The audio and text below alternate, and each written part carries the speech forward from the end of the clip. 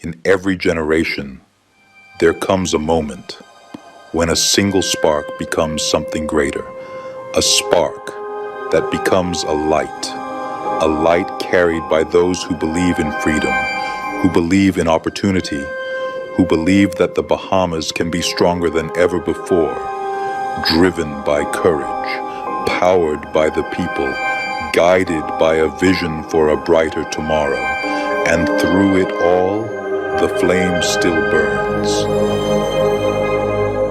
The Free National Movement.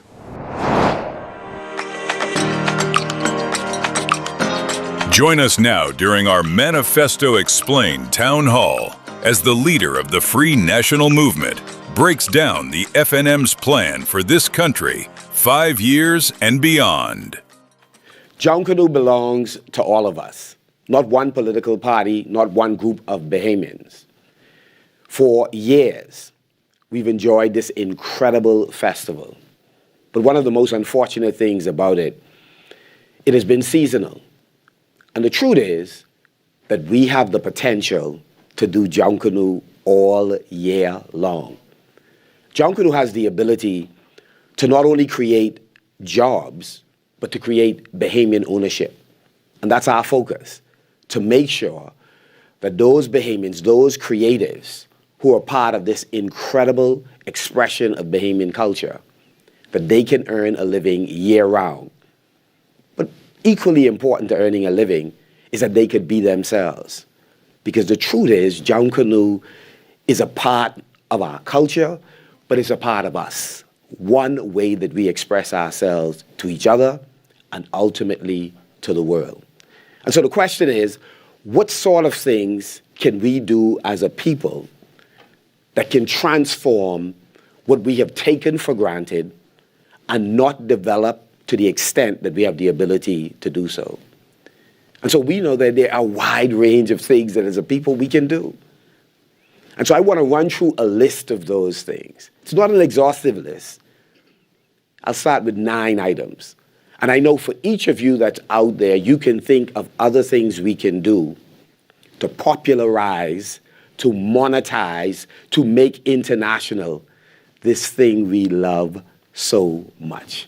So let me just take you through an exciting list of things that a Free National Movement government will lead the charge, working in conjunction with the real stars of the show, the Junkanooers. I had the honor of serving as the Minister of Youth, Sports and Culture for 1 year.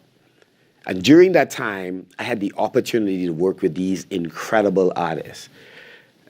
But I should go back a little bit and tell you that I once rushed with the Saxons. I played the bass drum. And I almost died. I didn't know you had to be in shape. And I apologize to every Junkanooer who I misjudged because I didn't understand why you had that little bottle on the parade. But I understand now. Sometimes you need a little spirit to carry those drums and carry those big costumes. But one of the things that assisted me for all the years I've attended Junkanoo, for all the times I've listened, not just to the iconic Junkanooers, but to each male and female who grew up in the culture, is that there's a need for the private sector, the government, and the creative community to work together, and we could do transformative things. And so one of the things we are committed to doing is something we started, and of course work with every B and A group to accomplish. One was, we believe that every Junkanoo group ought to have property of its own. And for that reason, we ask groups to, again, identify a parcel of land that you're interested in, because many of them are already on properties and the potential for buying it is real. Or secondly, the government can identify land that we own and allocate it to various groups. And so we began that process. The paperwork commenced. We believe we have to complete that process. In so doing, you now give Junkanoo groups a base to build, to expand. And what will begin with one property can then mushroom into much more. Let's look at some of the groups that have already made this happen. One of my favorites is, Barabbas. Again, taking a relatively small piece of property and building something special, helping to groom young men and women, taking our culture international from a small space. Can you imagine what else could be done if we did more to empower more groups? The second thing is, we began a program, and I worked with several architects. One in particular did an incredible job, Leslie Johnson, to design multi-purpose Junkanoo shacks. So when we think shacks, often it's the space where you go to create costumes. But that's only one part of the story, or to practice. The multi-purpose Junkanoo shacks that we envisioned included a cafeteria to not only serve those that work in the shacks, but even the surrounding community. In fact, a business unit in and of itself within this broader shacks. Secondly, a performance space. It could be 50 seats, 75, 150, depending on the square footage of the multi-purpose Junkanoo shack. Thirdly, a space where Junkanooers create. One group may decide we're building cowbells, another drums, others we're creating costumes for not only our members but others who wish to purchase and go on Bay or wherever. But a creation space. And then, of course, you have a double-deck space where you could build larger costumes with wonderful garage doors on either side for you to bring items in and out. But also a recording studio so that you could record the very music that you hear on Bay. But not just that. There may be people in the community who want to record a speech, a song, whatever they desire, and at a reasonable fee so that that recording studio could be a self-sustaining space. Of course, you need office space. But you should also have sufficient walls on these multi-purpose Junkanoo shacks that you can have a Junkanoo art exhibition in the space. A multi-purpose Junkanoo shack can be transformative for the community in which it is built. Cabinet passed the paper. We allocated $5 million to it. Unfortunately, during our term in office, they weren't built, and when we were kicked out of office, no one built any. But we will commence in the first year when we return to government. We will commence again the pilot project with 2 of those shacks, one in New Providence and one in Grand Bahama, within the first year. Thirdly, there is a need for us to once and for all begin the Junkanoo Festival. We've been talking about it literally for decades. We've traveled around the world, most times on the people's dime. We've seen festivals surrounding Carnival and other cultural expressions for different countries. The question is, why haven't we done it? A part of it is just not having the will to work with each other and decide on a final format and then execute. When I first appointed the persons who now serve as leaders of the NJC, their responsibility was to make sure that we monetize Junkanoo. They were going to pay close attention to how we could begin to bring into the Bahamas the factories required to manufacture the items we use every year in creating costumes. That was their remit to a large extent. Again, we have an opportunity to create ownership for Bahamian entrepreneurs in the creative space, as well as jobs. And I believe that if we were to dedicate resources, we are already committed to doubling the amount of money that we've made available to entrepreneurs. We did $50 million when last in government. We intend to double that amount and also include loans as a part of the $100 million made available to micro, small, and medium-sized businesses. And the creative industry, which is a potentially lucrative area for Bahamians, they will get their fair share of these resources.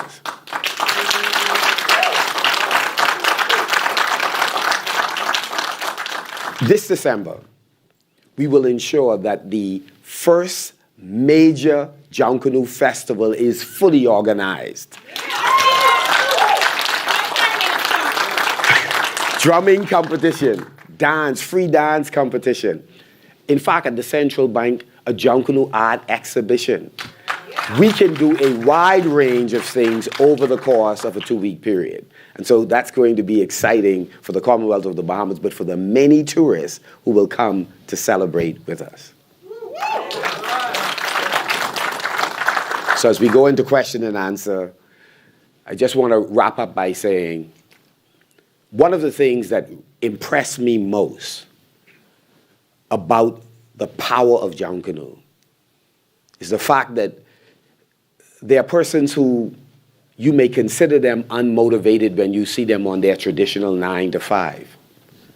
But when you see them on Bay Street, moving as if they are conch with no bone, their face lit up, you realize there are no unmotivated people. People are just motivated in different areas. And so for someone who loves the culture that much, enjoys Junkanoo that much. I think it was Molefe Asante, an African-American scholar, who says, when you hear the drum beat, in a sense, it's like the psychic stain of Africa in our spirit.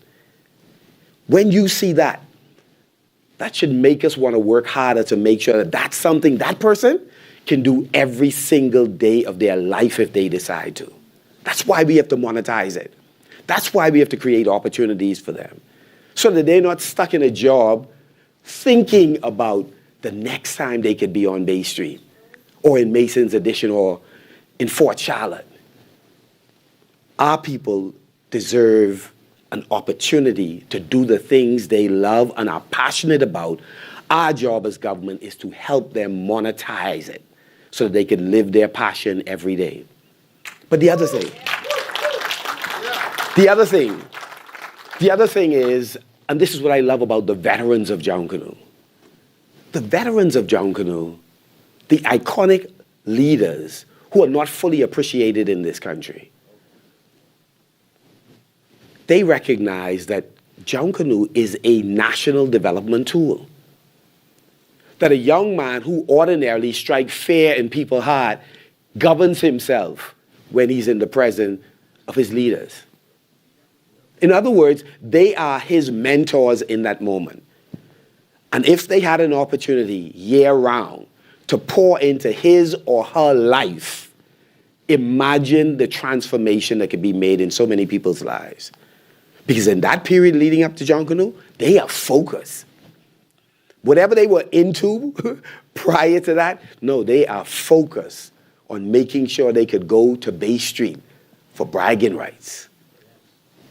And so Junkanoo is a pathway to socializing many of our young people. It's a national development tool to build basic attributes of discipline, of being honest to the craft, of being focused on the assignment, of thinking long-term and how to work within a team concept. So many lessons Junkanoo teaches.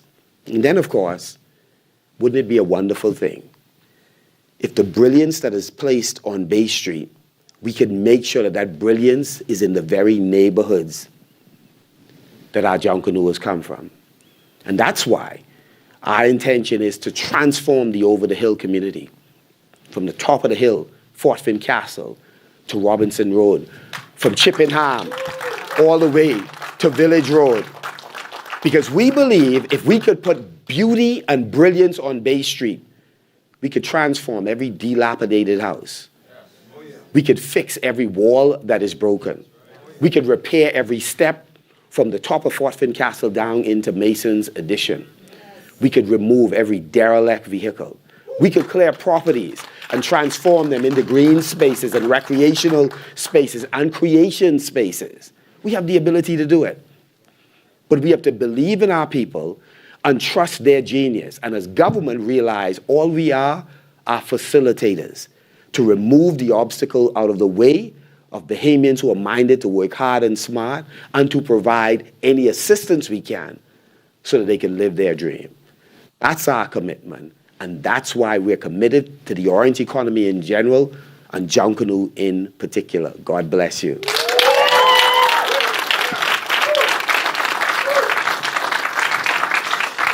So, now the hard part.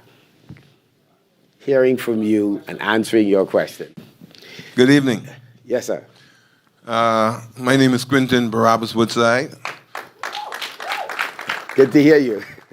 If these are things that happen for the Junkanoos and our young people in our country and the Bahamian people, we need it. Listening to you, I think you probably, Ms. Smith, write that for you. Ms. Smith, get up, please. This is the manager of Junkanoo World. Yes. And everything you say, 90% what you said tonight, we are doing right now. This is Ms. Smith, the manager of Junkanoo World. Junkanoo World is located on top of the hill, Horseshoe Drive, by the Nassau Guardian. Feel free to drop in anytime and see exactly what we do there. We continue to build young lives. We just came back from, I'm just going to tell you a few. Over the seas, we played with the late Jimmy Buffett, cut an album with Jimmy Buffett in '94 called Fruitcakes on Tours. You can Google that. Played with, closed out the World Games in Edmonton, Canada. We played for Miami Marlins a few times, halftime show Miami Dolphins. 22nd year, we just came back from Savannah, Georgia, where we took over, it was 38 of us. At the end of the day, it was 83 of us in the street. And we watched Junior Junkanoo for the last 3 years, where we took young men from various schools, from high schools, to participate in St. Patrick's Day Parade for the last 3 years. Now, before that, we've been taking young men and women all over the world. But this 3 years, we decided to take the young ones, to encourage them, to show them the other side of Junkanoo, the economical side of Junkanoo. And by doing so, in Savannah, Georgia, we have the key for the city of Tybee Island. We are deputy sheriff of Chatham County. You can clap. We appreciate that. We are deputy sheriff of Chatham County. And believe it or not, we have our own holiday that the people of Tybee Island celebrate for the last 18 years of our life. Wow. Our own holiday. We on front page magazines right now. Front page magazines right now. And we do church services. And the people love us so much that our money is not good on Tybee Island. I'm going to say it again. The people love that Junkanoo culture so much that our money is not good. That means we eat free, we live free, they treat us good, and that's home away from home. And we need to protect that word Junkanoo because we see the welcoming center there. We are not making 1 cent from that. Junkanoos are not making 1 cent from that. We have, I'll say 7 million tourists come through this month. If we could charge $1, that's $7 million goes into youth sports and culture. Let's work on that. Let's work on that. All right? And not only the port here in New Providence, throughout the Bahamas, throughout Freeport, Eleuthera, Exuma. Let's work on continuing to build our country and preserve our culture. Thank you. Good night. Thank you.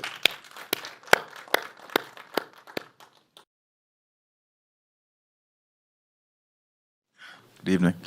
I'm not a Junkanoo, but as a Bahamian, I would consider myself a stakeholder in Junkanoo. So from a business perspective, I guess my question to you, Mr. Pintard, is I think in my view, growing up, seeing Junkanoo only twice a year, and then every so often you have the December parades.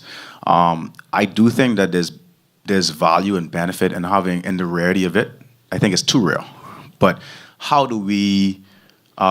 Is it a concern of yours turning Junkanoo into something that is a bit oversaturated, where it could potentially water down the economic impact, or you think that's not really a consideration?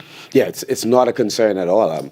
Culture is defined as the things we do in the way that we do it that define who we are. So it's something we live every day. And so, again, I'm not at all concerned that it's going to be, let's say the performance is an item that people will grow tired of. You want it to be a staple of major events, either at the beginning or at the end, or as a half, as an intermission staple. That's powerful. In fact, Roosevelt Finlayson did something very interesting. He used Junkanoo as a part of his human resources training of staff, because Junkanoo teaches teamwork, strategic thinking, etc. You wanted to saturate every aspect of national culture. And again, I remember when I used to do theatrical productions, sometimes we'd run a play 40 times. And then people, after the first 15, they'd be like, you doing this play again? And I'd be like, by the way, you going to work tomorrow? And they'd be like, yeah. I said, what about the day after? Oh, and the day after? Well, okay. In much the same way, you keep showing up and doing your thing, I keep showing up and doing my thing.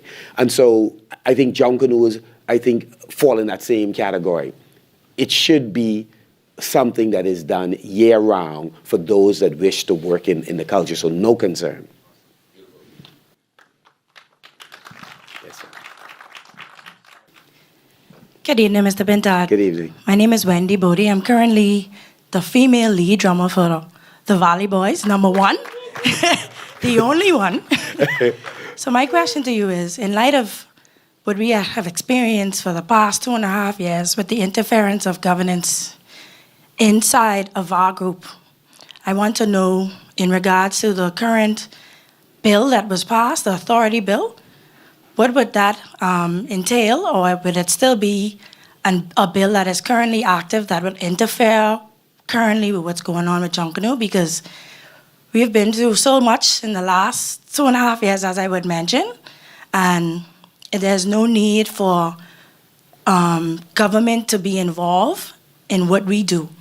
Junkanoo is very near and dear to all of us. Yes. In regards to persons that partake in it.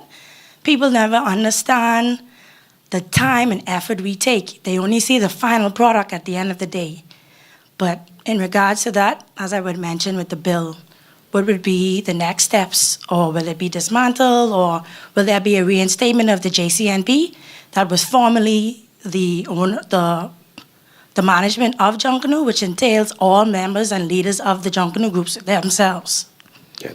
So you asked several questions. The first is, as I mentioned, we will amend the existing piece of legislation, and we will go back to all of the groups to ask for their input in it. I thought it was a mistake. In fact, the process was rushed. It was almost like a shotgun discussion with Junkanoo leaders here and in Grand Bahama, and we believe that that's inappropriate. So we support consultation, and we'll lead by example. So that's one aspect of it. The second is, politicians ought to be very careful not to interfere with Junkanoo. I remember I had and I think a couple of persons may be in here who participated in the conclave, the Junkanoo conclave that I'd spearheaded. Creatives and athletes, they could be brutal, but they have a right to fight for the space that is theirs, and that they've been sacrificing without even sufficient government funding. But I found over the course of the conclave, we were able to work out concrete steps of what we will do next in Junkanoo. And so there's no need for political interference, particularly motivated by personal relationships that some government officials have, whether it's friend or blood with persons who are in the Junkanoo community. We should simply be there to facilitate the success of it, but not to bully the practitioners. I thought it was a bad idea to have the NJC, again, replace the JCNP in carrying out the functions that it was carrying out. And so that is something, again, we go back to the community, the Junkanoo community, and ask for their opinion on the correct structure that would allow them to effectively manage all things Junkanoo, not just the parade. So I'm looking forward to an opportunity to correcting some of the mistakes that has been made. Rules were in place. So even the conflicts within individual groups, there are rules to help manage those challenges that groups may have.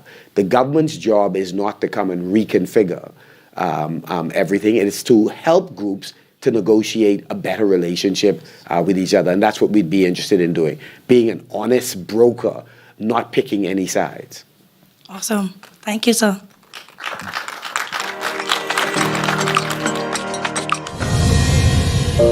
You tell us every day that this election is extremely personal to you. The light bill, the grocery bill, the cost of healthcare. Corruption is at its highest levels. The ease of doing business. Crime and the protection of our borders.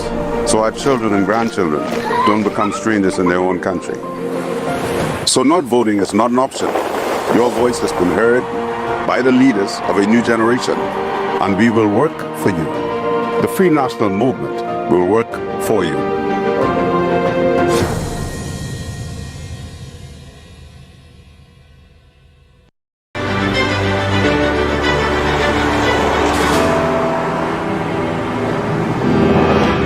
You know, we are all working to get ahead, working to better ourselves, working to ensure a better life for the next generation, taking steps to a safe and prosperous future. Yet in our country, we face constant obstructions. This election, don't choose failure. Join the movement that will work for you each and every day, for your interest and for your future. A future that works for you with the Free National Movement.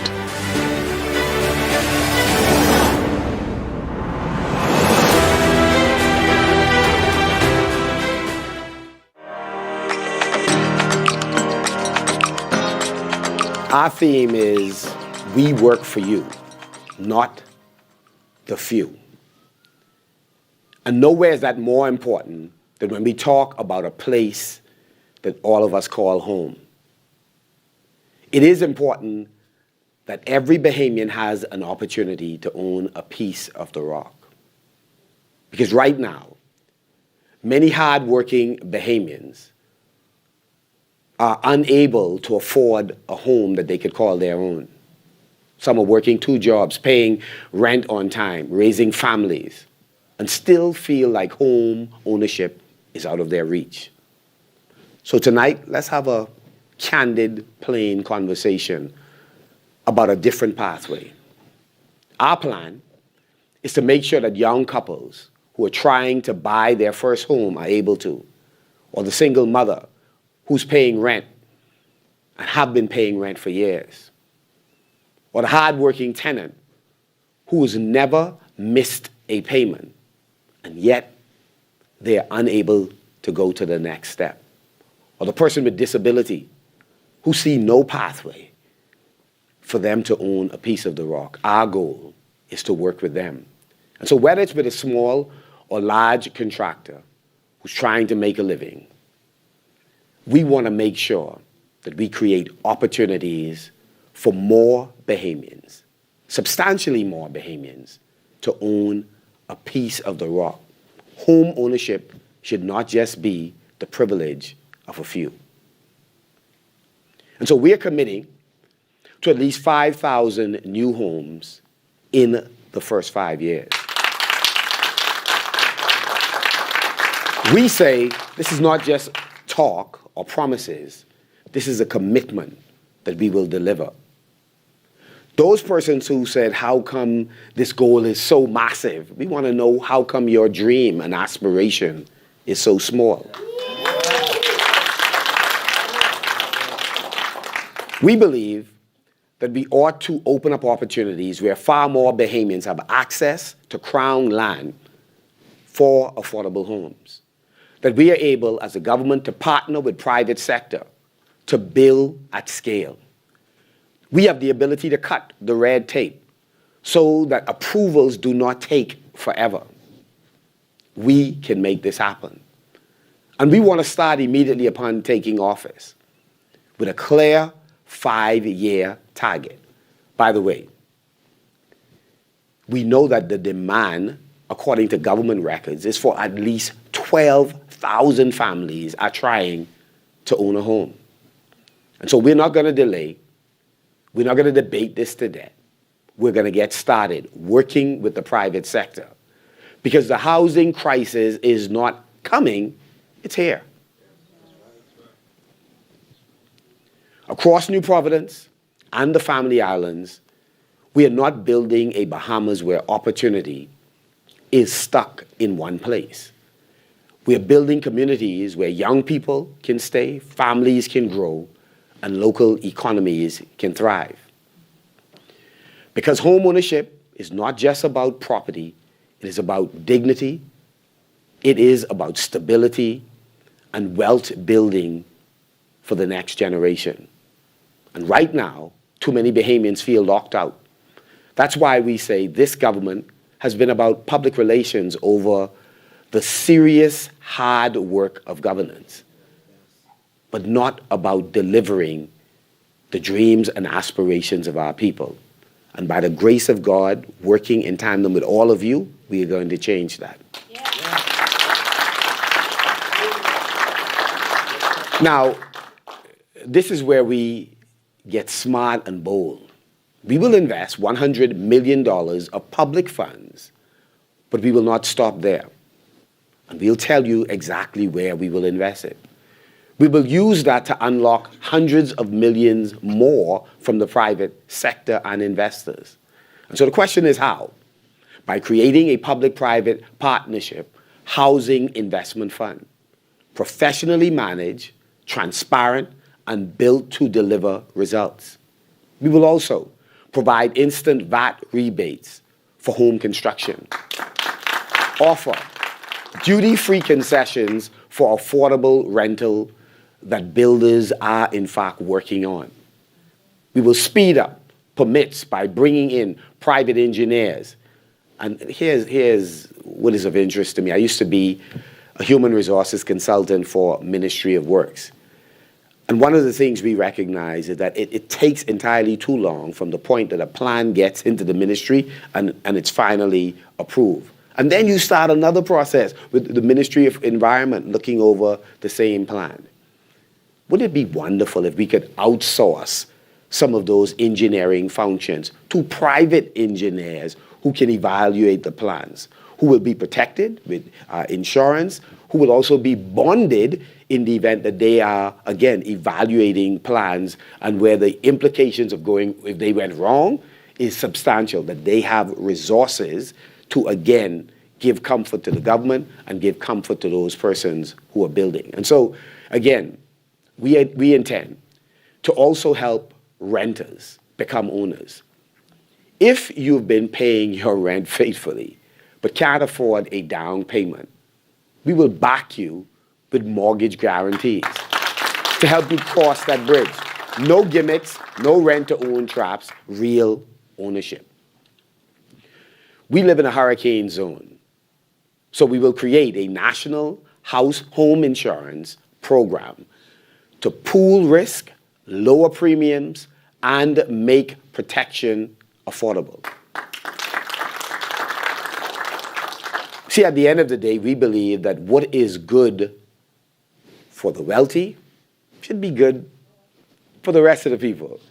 The government may need to help create a pathway for you to have protection over your single largest investment. And so I want to share a personal story. I drove home yesterday and passed a number of homes that persons have not moved back into since Dorian. Some of the persons had become senior citizens, had done well during their lifetime, and didn't think they actually needed insurance the rest of the way, or in some cases, couldn't afford it. Dorian wiped out a lifelong commitment to building a home, not just for them, but for their children and grandchildren. We have to find a way as a country to assist persons in consistently obtaining insurance for their single largest investment. We will dedicate our time and effort to making this happen. My friends, this is bigger than bricks and mortar. This is about fairness. This is about opportunity. This is about building a Bahamas where hard work actually pays off. And so let me say this clearly. The difference between us and them is that they govern for the connected few and we work for the majority of our citizens. In fact, we are committed to working for all of our citizens. And when the results are not as you expected, I promise you, we'll work harder. We want to build a country where every Bahamian can say, this is my home. So I want to ask you all a couple of questions. 5,000 homes in 5 years sound like a pipe dream. No. Governments here have never delivered that scale. How will you possibly build 1,000 homes a year? Is this realistic for the Bahamas? Yes. In fact, I want to pause there for a moment. In fact, a good friend of mine who is committed to research called me one day and he said, I was looking at housing starts. You know, again, when people apply for permits, you know how many housing starts there was. And then he said, I was also looking at occupancies that were given. He said, do you know that we've exceeded that number before? I said, no, I wasn't aware of what year. I understood that maybe in 2 administrations it had happened. He says, yeah, and it doesn't matter if people began at different times and eventually finished one year. He said, Bahamians have the ability to do so. And then I thought about it for a moment, including about some folks on the other side. If you are building using systems, that is panels, the truth is, like an assembly line, you could build many homes. In fact, you could exceed the number that we have targeted. And the truth is, people are doing it in many countries around the world. The question is, why can't we? And so, the goal is ambitious, I accept that, but it's achievable. By leveraging partnerships and new building methods, we have a concrete plan with timelines, not just promises, to build at least 5,000 homes in 5 years. By partnering with private developers and using efficient construction techniques like modular panels, we can mass produce homes faster and cheaper. Other small nations are doing this. Barbados targeted 10,000 homes in 5 years. Under its HOPE program, scaling up procurement and manpower. Go research it. And Jamaica National Housing Trust delivered over 43,000 homes in 4 years with innovative solutions like prefab container homes. We've pre-identified lands, designs, and partners so that within 6 months of taking office, we can break ground on hundreds of houses. In short, with proper planning, clear targets, and collaboration with private sector, 5,000 homes is a stretch. No, it is absolutely doable, reflecting the scale of the housing needs. Any questions or comments? Housing is a topic that many Bahamians have struggled with over the years. You've mentioned that your government plans to build multifamily homes and condos. Are Bahamians really ready for that? Excellent question. As you know, I live in Grand Bahama. There are many examples of exactly that type of home where persons are responsibly playing their part. In other words, they have to pay condominium association fees. They know how to use commonly shared space. And so, again, we have a culture on some islands more than others, but I believe the short answer is yes, we are ready for that. While we're going to the next person, let me just make this point because I think this is a critical point. We mentioned modular homes, and that is using panels, and there are many systems that allow you to build homes with prefabricated panels. That is only one category of the construction that we will engage in. And those can be townhouses, condominiums, standalone homes. And so when we talk about 5,000 homes, we're talking about 5,000 housing units. They could be, again, standalone townhouses or condos. They can be single story or they could be 4 stories with a walking path on the roof or a community garden. So that's one type. The second type is the traditional bill. Traditional bill in the Bahamas is generally 8-inch blocks. And so we will not disenfranchise those contractors who build in that traditional way. We are absolutely committed to continuing that. So a portion of the homes will no doubt continue to be built in the traditional way. The third method is what many Bahamians build. Sometimes over the hill, it's wooden structures. Sometimes it's the multi-million-dollar homes, whether it's through Lyford Key or in Albany or on one of the keys, where people are using aluminum or some other framing. It could even be wood, and they are building out with wood or some other material and using sidey panels or other finishes. So we will use multiple construction methods to, again, spur housing development. Pintard, you mentioned Dorian earlier. I think many of us in the country have been, I guess scarred is a good word to use, traumatized in certain areas by Dorian and the effects of climate change and just changing weather patterns. In this 5,000 home plan, is there any consideration given to where certain homes should not be built, like certain areas that should not be built? I know sometimes that's a tricky subject, particularly in the family islands, where the government shouldn't get in the way of telling people where to build certain things. But I think that's a part of the responsibility of governance, right? Yes. So I just wanted to know from your perspective, is that a part of the consideration? It is. In fact, after Dorian, there was an amendment to the law. So governments ought to have a clear view, and that view ought to be anchored in legislation that restricts persons from being a danger to themselves.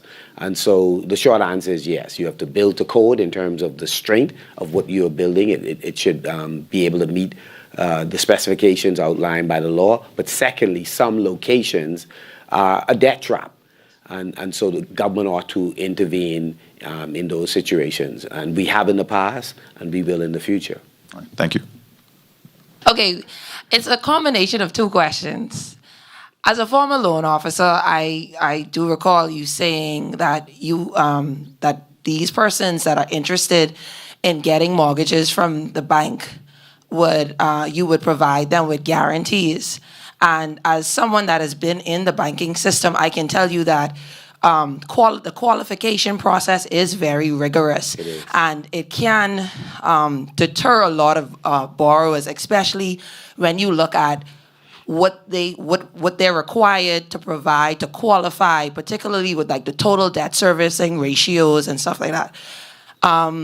Do you think that it is possible, saying to a bank like CIBC or RBC, here's a guarantee, bypass the 45% debt servicing ratio, we, the government, will assist this person in getting the home? How possible is that? Right. So just by way of background, so I built probably maybe 16 homes in the past, and I built and sold units. And I know beyond a shadow of a doubt that there are thousands of Bahamians who are qualified to own a home. And unfortunately, they are unable to afford the single largest part of that investment if you're living in New Providence, which sometimes is the property, right? So I thought we had a good program when we were last in government. I thought we moved a little too late to execute it. But government has the ability to acquire land or utilize land that's in an area and make that land available as a part of the housing package, that the young professionals who are buying into that housing package, they would ordinarily not be able to afford that piece of land. But because the government is, again, providing a social benefit to them, they immediately have a piece of land where they have equity in their house. Now, many of these young people already they will meet your debt service ratio that you're talking about. They already have resources. Some public servants, they're not encumbered or over leveraged, so they have resources. What they don't have is a parcel of land in an area that they're interested in. So we want to help them solve that particular problem. The second part that we are interested in solving is the down payment.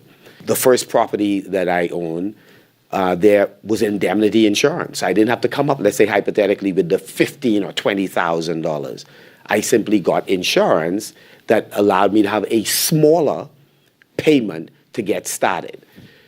Now, you could now take even that smaller payment and you could spread that over several months of payment so that you could have no money down, and you could do no money down in a number of ways, but one of those ways is really to take what is a small down payment that is required and spread it over the life of the loan, as long as this is a person or a family that has the ability to pay on a monthly basis. And there are many ways that we could go about determining that. So in that backlog of applicants, you hear often from Bahamians, we have the down payment. We make enough money. They give a house to whoever they want and not us. So we as a government should then try to figure out how do we get those persons who have a down payment or who can pay every month even if they don't have a down payment and get them into a home. And so during the course of this conversation, I'll point out several ways. One of them is let us use land that we already own, treasury land or crown land, and shave tens of thousands of dollars off the investment for a family. Secondly, let us partner with private developers on the infrastructural costs, again, shaving costs off for the homeowner. So those are some of the things that I believe a government is able to do in order to bring the cost down.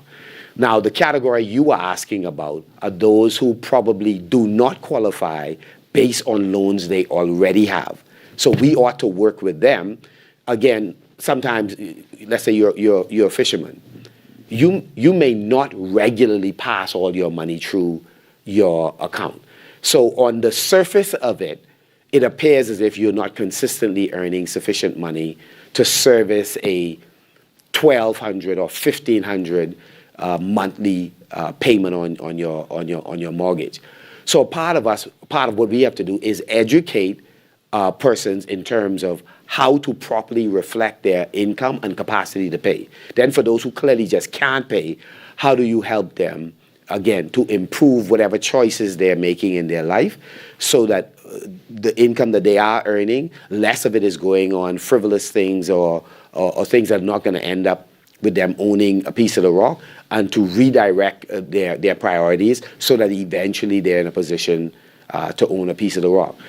Now, there's one additional thing. I was stunned that people were buying homes at 800 square feet or less. Sometimes your starter home may be a full one-bedroom with a bathroom, a nice living area, etc. And that may be 600 square feet. Just as your starter home for a young, single professional with a small bachelor pad.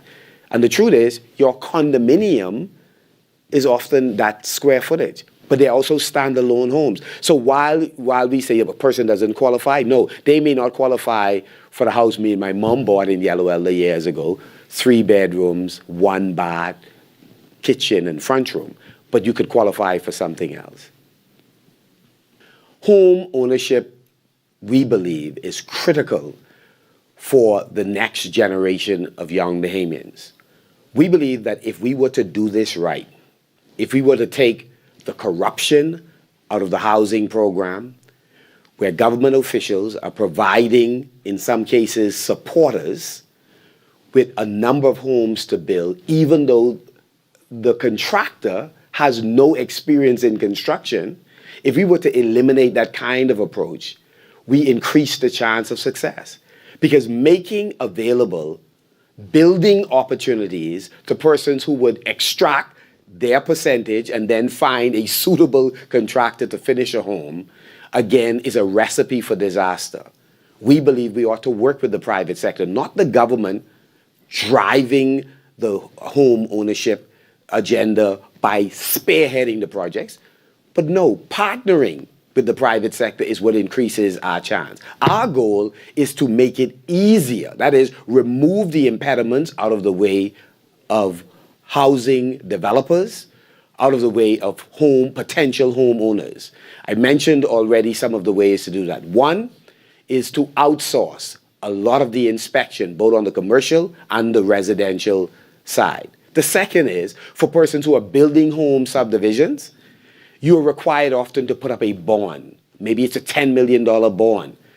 When you have constructed enough homes that covers $5 million, in my view, the government ought to release that developer from the bond, who can now take that additional money that was tied up and again further expand their business by again commencing another project or using the funds to accelerate the completion of that particular project. There are many creative ways in which government can work with the private sector in order to ensure success in the housing market.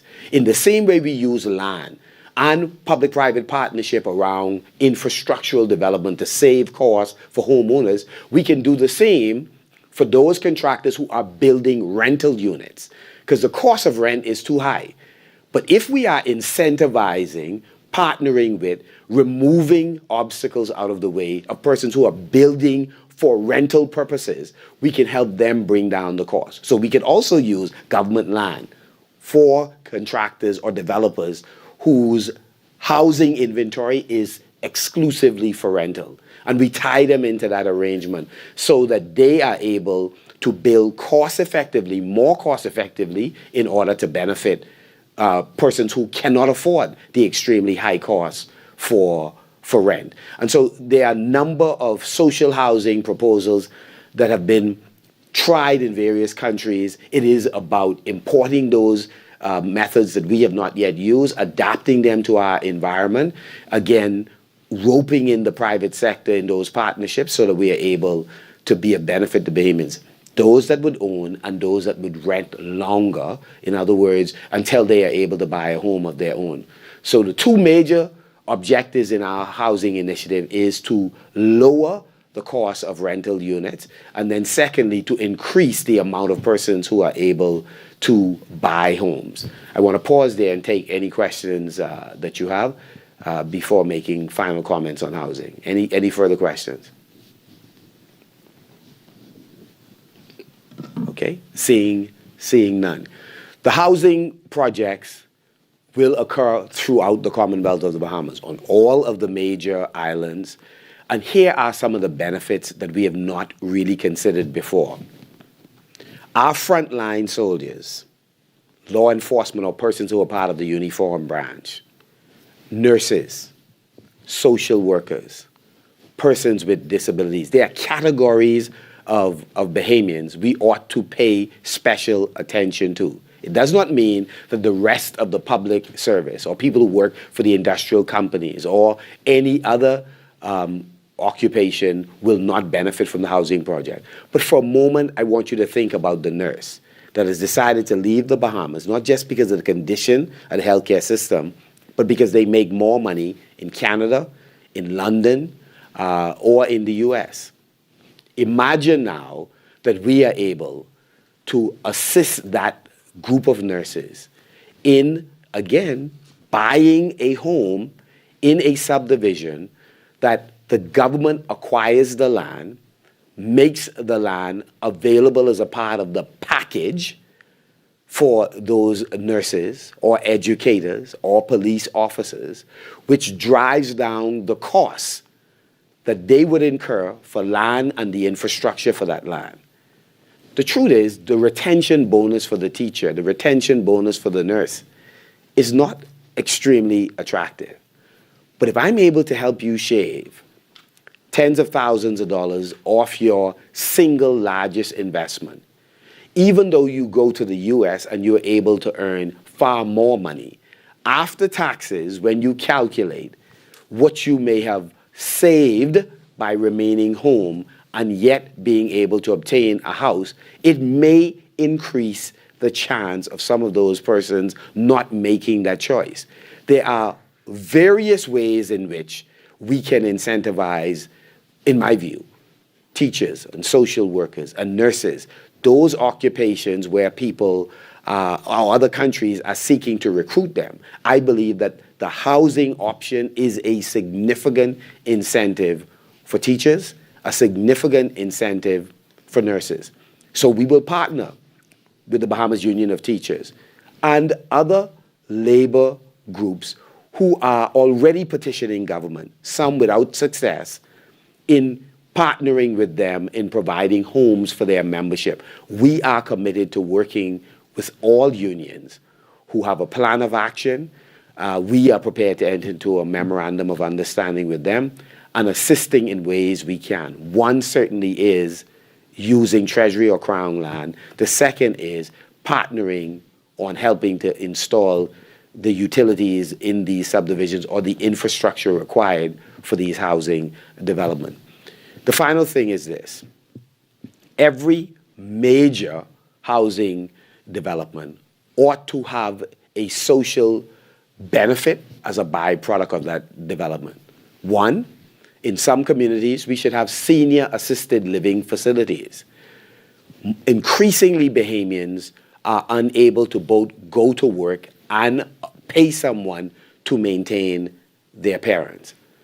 If we can work with the private sector in creating senior assisted facilities, we increase the chance of, one, taking care of our seniors in dignity in a cost-effective way, and at the same time assisting communities who need, again, a space where that can serve both as either as a daycare or can serve as a 24-hour senior assisted care facility. So that's one of the social benefits, I believe, in partnering, doing a public-private partnership where it is conditioned on, one of the conditions is that you, the developer, you're contributing along with government to certain types of facilities. One is a senior assisted care facility.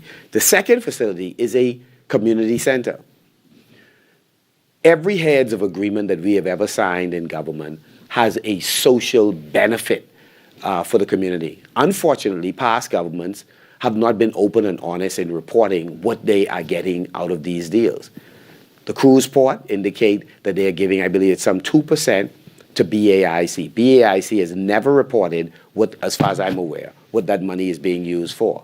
Well, on the housing front, I believe that a second type of building that ought to emerge as a social benefit that the developer, along with government, will contribute to that community, are community centers. We ought to build community centers so that our people can have meeting space, our young people can be properly socialized, the apprenticeship program could be run through those community centers, and on and on.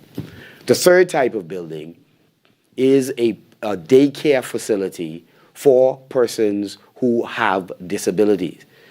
There are a scarcity of properties, of spaces, where somebody who's on the autism spectrum, who has now reached adulthood, it's the scarcity of spaces where they can go for a daycare facility.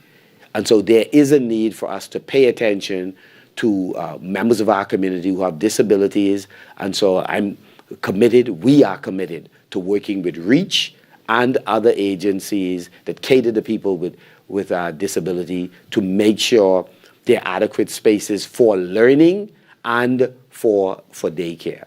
And so those are three types of properties. There is a need for halfway houses, and of course, if you have multiple communities, there should be at least a halfway house, whether it's for somebody transitioning out of prison, whether it's for women and children who are leaving abusive situations.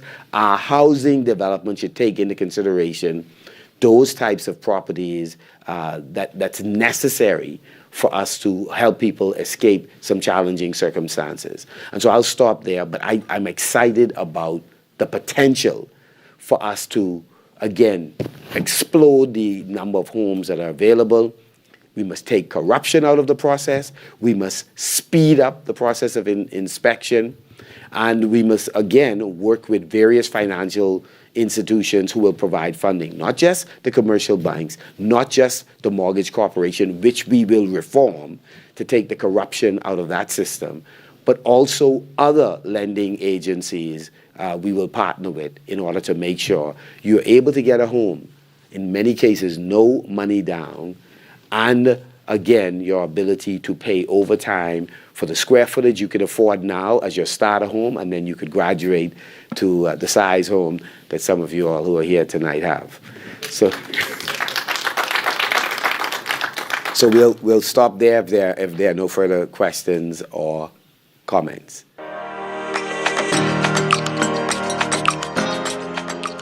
The F&M knows every Bahamian deserves quality health care, shortage of supplies, inadequate facilities, and politicians who neglected it. Our plan is to make sure that we have a system that works for you and your family. I'm a young man living in the Bahamas, and one of the concerns for me is this illegal immigration crisis. I'm voting for the Free National Movement to protect the sovereignty of our nation. Because as we know, what's presently going on in our nation is unacceptable. Another concern of mine is food security. For far too long, we have been reliant on other countries around the world, and we have a tropical climate. There's no reason for us not to grow our own crops here. As a result of the F&M's plan, I'm voting for my future. I am voting for my present because the Free National Movement is working for me. Every job I've had, I've learned something invaluable. When I was in construction, my brother made us look for the screws and the nails in the dirt because your job could be held up if you ran out of nails. One of the sayings was, if you have time to lean, you have time to clean. You are always on the clock. The F&M knows a strong economy means better jobs, more money in people's pocket, and a real comeback. And our team will work every day to make it happen.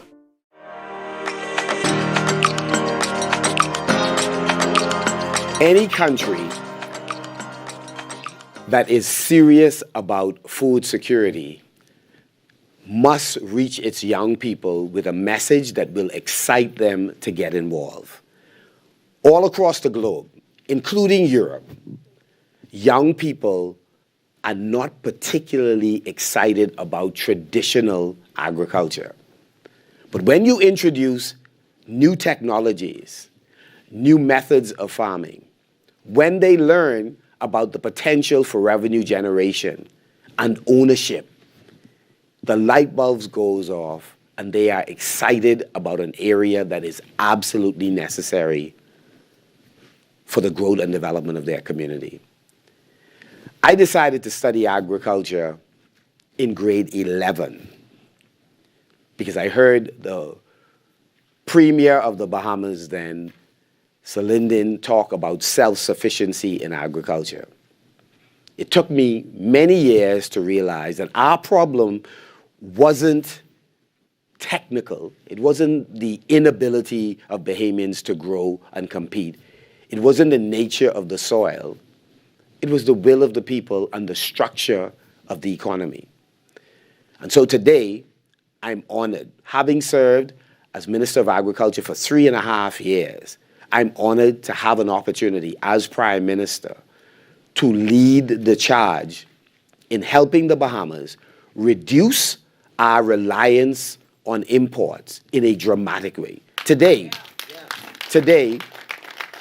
Today we import $1 billion with a B, $1 billion worth of fruits, vegetables, livestock, and ornamentals or flowers. $1 billion. And so the question is, how do you increase Bahamian production in order to do two things? Create wealth and ownership, and two, create employment, sustainable employment. Well, one of the things we did when we were last in government is we conducted studies. We conducted studies to determine which products, agriculture products, we are able to produce cost effectively that would allow us to engage in something called import substitution, meaning that these are things we will grow so that we no longer need to import them.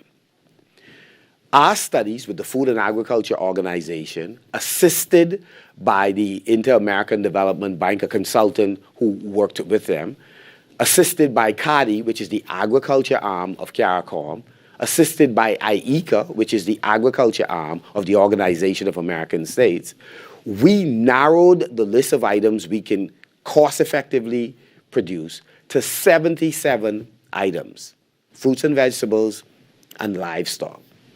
So the first pathway to success in agriculture is at least knowing what you can produce that allows you to compete. It makes no sense competing in a space where you can always buy it more cost effectively from overseas. An example, rice.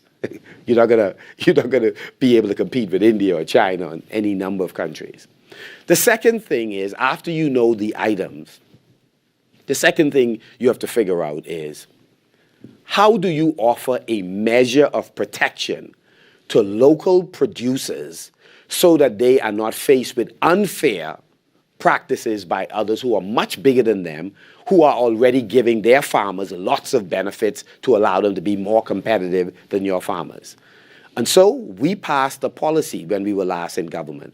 The policy said this: 40% of all foods consumed in the Bahamas or sold within the Bahamas must first come from a Bahamian producer before a permit is given to a food store, restaurant, or hotel to import it. 40%. So before you could buy certain varieties of onions and tomatoes and lettuce, etc., from overseas, you have to have at least purchased from Bahamian producers, up to 40%. Now, clearly, in the Bahamas, there's no product that we are producing 40% of the market, or 30, or 20, or 10, or 5. That's how bad it is. We can change this. The second part of that same policy was, we said if government is going to have the moral authority to force businesses or pressure businesses to buy from Bahamians, the government should lead by example. So 70% of every dollar the government spends on food should come from a Bahamian producer. And you ask, is that a lot of money? Yeah, millions. We do it in the Ministry of Education. We do it in national security, whether it's at the prison. I understand they may be spending $40,000 a month just on bread. We also do it in the Ministry of Health. And so, again, that policy alone guarantees you, any one of you that's interested in agriculture, anyone who's listening out there, you are guaranteed a market that if you could produce thousands and thousands of watermelons, you are guaranteed by law protection that before a watermelon can be imported, they must first come to you. As long as your price makes sense, the quality is good, you can consistently supply it, and then fourthly, you can supply it at the quantity required. You good. And so those are two important steps in terms of a policy decision: government purchase and private sector purchase. The third thing that is necessary, if we're going to succeed as a people in agriculture, then we must have access to resources that allows us to, again, capitalize agriculture, meaning there's a need for equipment, there's a need for new technology, there's a need for input so that you could properly cultivate your property. Or you may be interested in shade houses and greenhouses, which is the new technology that attracts the young people I started talking about. Young people are more excited about agriculture because they can now do aquaponics, using water, using nutrition-rich water. Again, sometimes with fish in it, and the residue from whatever the waste products is from the fish nourishes the plant, and you can grow things. So you can do aquaponics. You can do hydroponics, using, again, nutrient-rich liquid that feeds plants, and you can do things like microgreens, or the garnishing for your dishes, or the seasonings for your dishes, which are generally 30-day crops. So, ka-ching, you can earn money on a regular basis, and you can do that in controlled, temperature-controlled environments. That has excited young people around the world. They love aquaponics. They love hydroponics. And so there are a whole host of products that you are now able to produce with new technology. Sometimes you could be into agriculture and you don't grow anything. You just provide the technology. You provide the small meteorological stations that allow farmers to, again, track the weather as it relates to when they need to, again, water or not water. It allows them to know, again, how much sunlight they're going to be exposed to, and know how to cover certain sensitive crops that they have. So some young people, that's all they do. They're into irrigation system, providing watering systems for the plant that could be on your phone. You could control when you water your plants, whether you need to go out 5 hours from now or 10 hours. So new technologies have brought a new generation of farmers. You could go to work in your lab coat or your suit.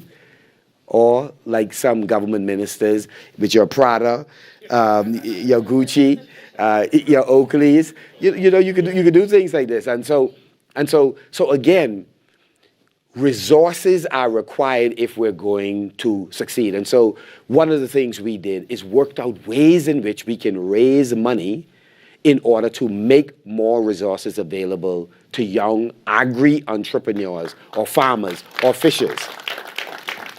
And so again, we worked out how we can partner with banks who can invest in small agriculture enterprises and grow them into bigger enterprises. We learned how to, again, use government land and put it in a trust. Some people call it a land REIT, and you could raise money using government land as collateral, and you take that money that you raise and basically reinvest it in farming. So there's a host of ways in which we can attract resources or generate resources that we make available to agri-entrepreneurs. So that's a third thing that is critical. And so at the end of the day, we have to also make sure that government have experts that can assist farmers. And that's called extension services. And so under my administration, I will continue what we started. We hired the largest number of agricultural professionals who had bachelor's, master's degrees when we were last in government. No such thing happened over the last 4.5 years. We will increase the number of professionals who will be able to go out and empower farmers, empower fishers, by making sure they can take technical knowledge to educate farmers and fishers so that they can improve their business and they can grow their businesses, they can upscale. So it is important for extension services. Let me just give one practical example. Some administrations do not know that the agricultural land they allocated 5 years ago is no longer agricultural land, that there's a roadside garage on it or an apartment building has been built on it, because there have been no extension officers going into the community to service the entrepreneurs that we allocated land leases for agricultural purposes. And then, of course, sometimes people are growing items that there's no real demand for. There's a glut on the market. If everybody's growing watermelon or the same variety of onions, by the time you go and attempt to sell those items, you find that the price is entirely too low that you're going to fetch because everybody's doing the same thing. Extension officers educate farmers about what are the appropriate items that you should consider farming or growing, because here is the potential benefit that you are going to get from it. And so, again, these are the kinds of initiatives that we believe, had the government continued the initiatives that we started, then at the end of the day, we would have been more successful. One such program is a program we started with Atlantis.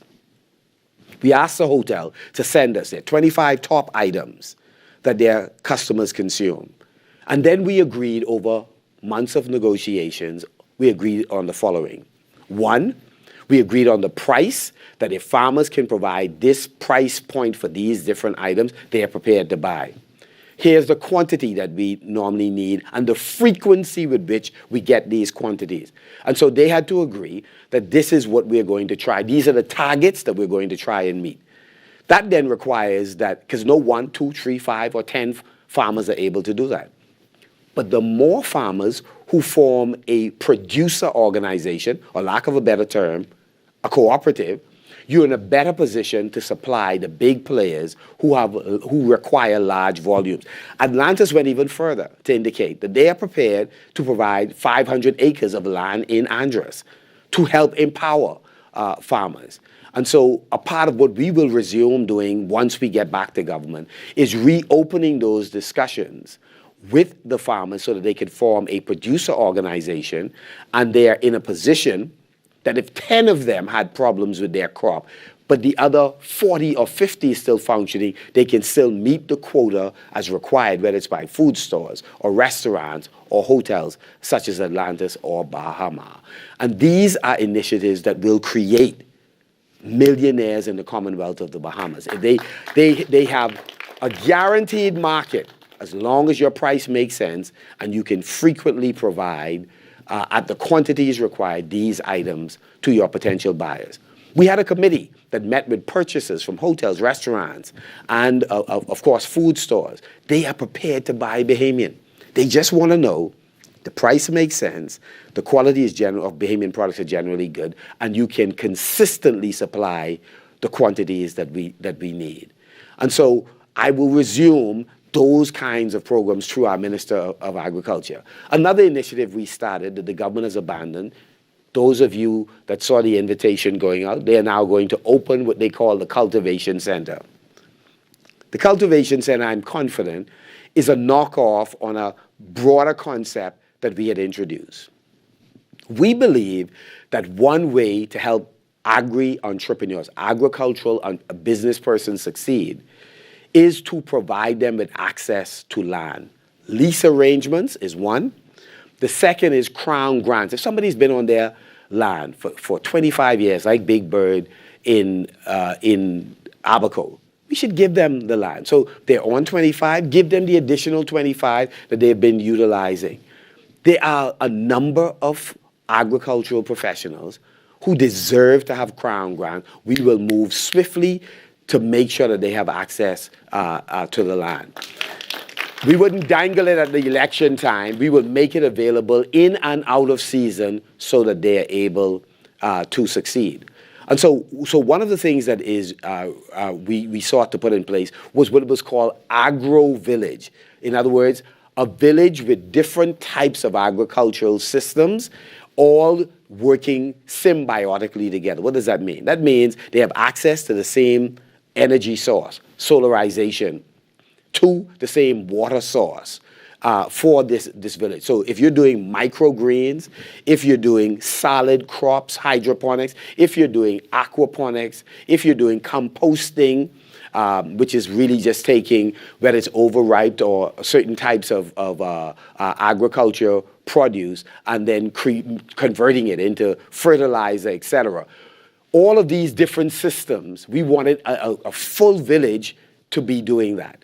What are the purpose of the village? The village is a tutorial, all of them are tutorial farms. We are gathering data on every type of agriculture system. What's the value of the data? If I'm interested in upscaling my business, I need to know what worked on half an acre or a full acre, and how do I use that data for me to upscale on 5 acres or 10 acres or 15 acres. So again, that's one benefit. The second benefit of tutorial farms or agro villages is it is a tourist attraction where persons are able to come to a welcome center where the restaurants in it, the produce that are in it, the livestock meat that's in it, all of it came out of the village. Imagine that for a moment. So just like when you went to Universal Studio or Epcot Center, you walk into the Welcome Center, you're able to buy items that reflect the characters that are out there in the rest of the Universal Studios, etc. Well, the Welcoming Center allows you to go to a restaurant where 90+% of the things are grown or developed in that village. The other thing you're able to do is to buy the agriculture technology that is used on the farm. The other thing you're able to do is have an audio-visual view of agriculture throughout the Commonwealth of the Bahamas. It's an attraction. It's a tourist attraction. So Bahamian students as well as tourists are visiting the agro village. And this wonderful tutorial farm provides education. It provides, again, healthy produce, etc. We got the Volcani Institute out of Israel to agree to take 2 of the businesses and adopt them. And they would work with them for 2 years to make sure that they are global companies as a result of what they were doing. Some will be in greenhouses, some will be open cultivation. That project discontinued after we were released by the Bahamian people. And so we will resume this project, 6 agro villages throughout the Commonwealth of the Bahamas. The difference now is we will do it on a larger scale, more than the 25 acres we were contemplating at the Gladstone Road project. We will do it on a larger scale. We will also transform BAMSI. BAMSI should not be in the cultivation business to produce produce that competes with other farmers. BAMSI should be in the business of, again, tutorial farms. They should be growing items, determining what is the best variety, what is the best quantity of inputs that allow crops to thrive or animals to thrive. The second thing we will do on the BAMSI is we will invite universities and institutes from around the world to do what is the equivalent of the Silicon Valley, where they come and conduct research on a wide range of agricultural produce, fruits, vegetables, flowers, etc. Most universities in the States have a business relationship with the big food manufacturers. Imagine for a moment the Bahamas has the equivalent of the Silicon Valley in agriculture, where these institutes are all conducting studies here. We benefit on multiple levels. Their presence, additional students and faculty for BAMSI in agriculture, in life sciences, in marine sciences, that if there are inventions that are developed here, through the access benefit sharing legislation, we get residual benefits for whatever that invention becomes that is developed on our soil. So there are a host of benefits by having other institutions come to the Bahamas and set up shop on land. BAMSI has only 800 acres of land. So this business of us getting into the farming business where government can hide corruption, hide waste, we wish to bring that to an end, which is precisely why we believe we should privatize the packing houses, put it in the hands of farmers. Farmers do not need to use a packing house to bring their produce to be graded, to be sold to government at $11,000 is the cap. They can never make no real money going through that system. Furthermore, illegal migrants are on the same lands in Andros that they do not own. They are without status, yet they are more efficiently producing agriculture produce that they put on the side of the road that is collected, carried to Port-of-Ski, some sold there and others are sold in hotels. While the packing house system is fencing legitimate Bahamian farmers into providing produce to a packing house where they often spoil, and then some may make it to Nassau and not all make it into food stores. So we wish to help farmers go directly from farm to the food store, to the restaurant, to the hotel, not through a packing house. If it goes through the packing house, they should own it. They could convert it into a processing plant to create jams, jellies, puree, beverages out of their produce that they are not selling fresh. In other words, those institutions that private sector can run more efficiently, like packing houses, like the feed mill, like the Golden Yoke program, those are things that should be in private hands. So $40+ million later, the government just come with some eggs and we ensure they produce it to put on the shelf. No, let's put it in private hands. Our job is to facilitate your success. Remove the impediments out of your way, provide you with additional benefits, but we should not be in the agriculture business, in my view, as a government. So food security is very possible. In Marco City, we built a park and add a community garden to it in Mayfield Park. That's what we should be doing in parks throughout the Bahamas. Let's attach a community garden to it. Let's create community gardens. Let's take the thousands of acres where our lamp poles are, those easements, and plant cassava, sweet potato, cucumbers, those crops that do not require high maintenance, those tuber crops, Irish potato, cassava, sweet potatoes. Imagine miles of those that again, farmers are able to use to generate money, to also provide products for pantries so that people have access to healthy foods, whether it's in school, whether it's in senior assisted living facilities, et cetera, et cetera. So I'm confident that we would be able to set off an agricultural revolution in this country with the right leadership, minus corruption, respecting programs that work and people that make a difference, which means you don't come in and throw people out just because they weren't hired under your government. You keep programs that work and you keep people that are effective, and we would be in a position to compete in agriculture and shave at least $400 million of our food bill on an annual basis. So we can move from $1 billion to quite possibly $600 million that we are spending on food. I believe we can do it if we pull together. And with those words, I rest my case. Food security is possible under an F&M government. I'll stop there. Any questions on food security before we wrap up? Any questions or comments on food security? As a farmer coming from South Andros, Rennie Farms in particular, we would set up every Saturday at the Gladstone Road Farmers Market. The presence of Bamsi missing over a 3-year period has taken a toll on the farmers market. What is your take on reintroducing Bamsi at the farmers market every Saturday?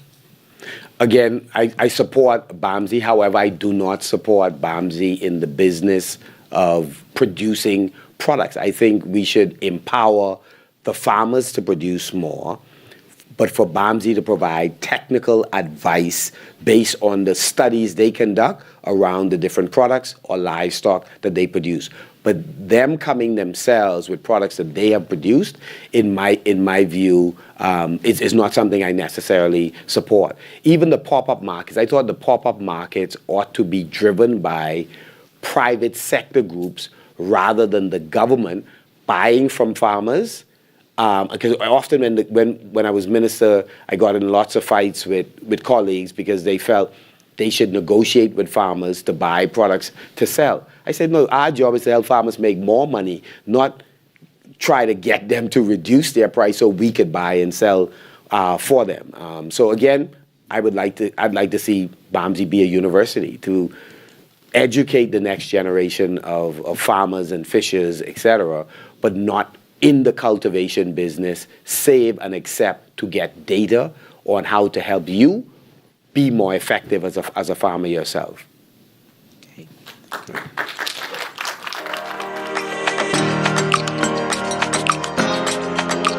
I'm a 26-year-old young woman living in the Bahamas, and I'm honestly ready for change. We've had a Brave administration, we've had an Ingram administration, we've had a Minnis administration time and time again, but we never had a Pintard administration. Being that I wasn't able to vote in the 2021 election, like my peers, I just wasn't into it. It was the same thing over and over, forgotten promises, or they giving us pennies and pinching off of us, expecting us to just take it and say, hey, let's vote them back in. It's time for a change, and I personally feel that Mr. Pintard is going to be that change. The PLP, 5 years in power, and illegal immigrants have flooded our communities, putting excessive pressure on our schools, housing, and social services. And as they flood in, we fall behind. Philip Davis should be focused on us, not foreigners.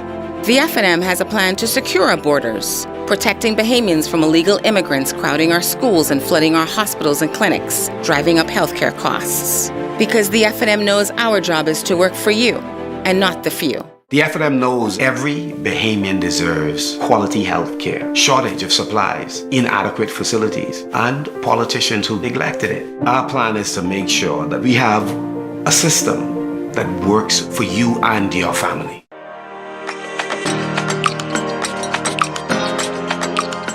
The Bahamian economy has been driven by our tourism sector. It has served us well, and so has financial services. But in the case of tourism, we are facing fierce competition.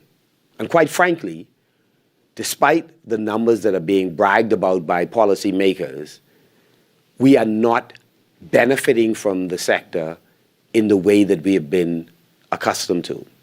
The majority of our 11 million plus tourists are cruise passengers who we appreciate and we value. But the truth is, their spend is often less than $200. It is substantially lower than what we earn from stopover visitors, which may be in the vicinity of $2,000. The truth is, less stopover visitors have been coming to the Bahamas over the last 15 years. And even among the millions of cruise passengers, we find that a smaller number of them are in fact leaving the ship and benefiting from Bahamian attractions.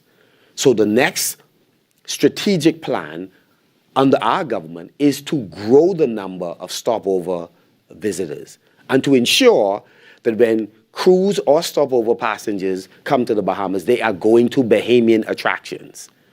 Bahamian attractions that may also include our cultural offerings, our heritage offerings, because we have more to offer than just sand, sun, and sea. So the question is, with the competition we're facing in tourism, the attacks on our financial services sector, what's next for the Bahamian economy? We've committed to structural adjustments. We believe that there's a need for us to add to the leg under the table of tourism and the next leg under the table of financial services. We need other legs for stability and sustainability.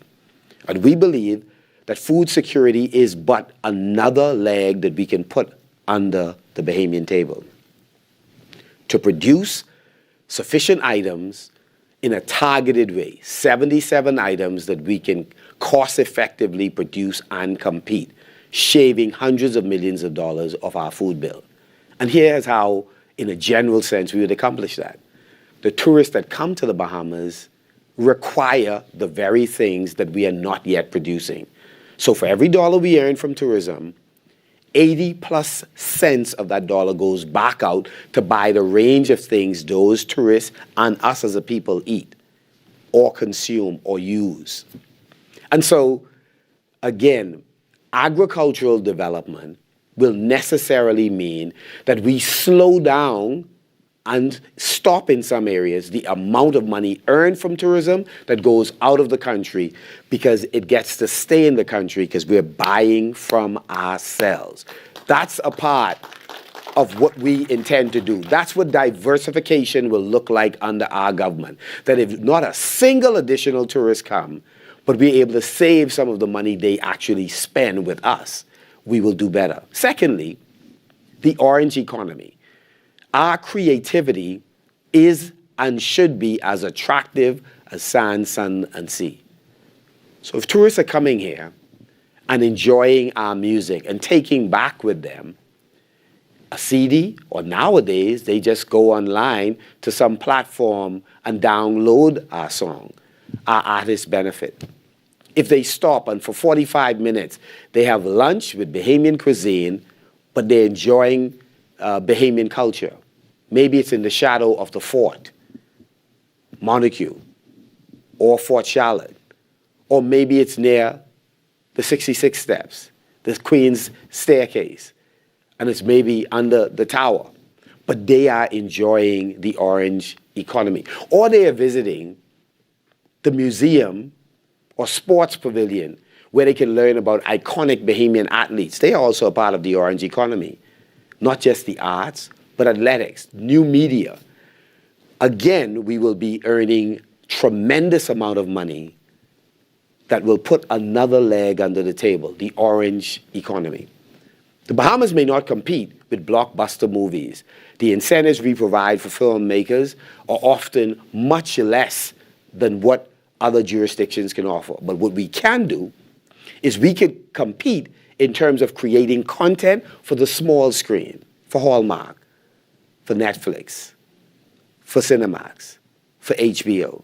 We could build a culture that when filmmakers come here, we have sufficient riggers, sufficient persons who service different aspects of the filmmaking industry. The Bahamas can develop that reputation. We can create a marine studio so that people can create, or companies can create movies on the foreshore, near shore, or in the water, because we have 100,000 square miles of it.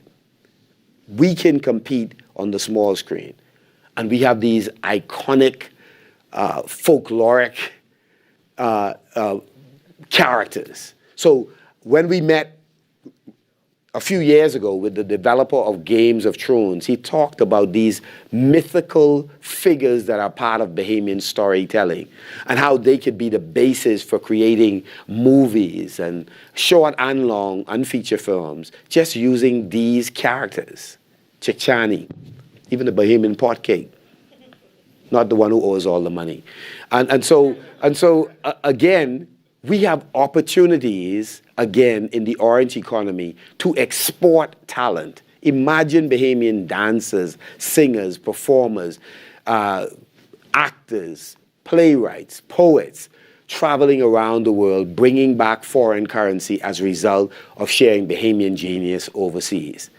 That will make a very strong, again, pillar under our economy. And so we believe food security, We believe the arts in general have the potential to generate tremendous wealth, to generate tremendous job opportunities for thousands of Bahamians who otherwise would be struggling. And under a Free National Movement government, we intend to explode those opportunities for not just Bahamians who are here, but Bahamians who live abroad, who share our culture and create an appetite for people coming to visit from the country that gave birth to them. So God bless you. I pray that you have a wonderful, wonderful evening.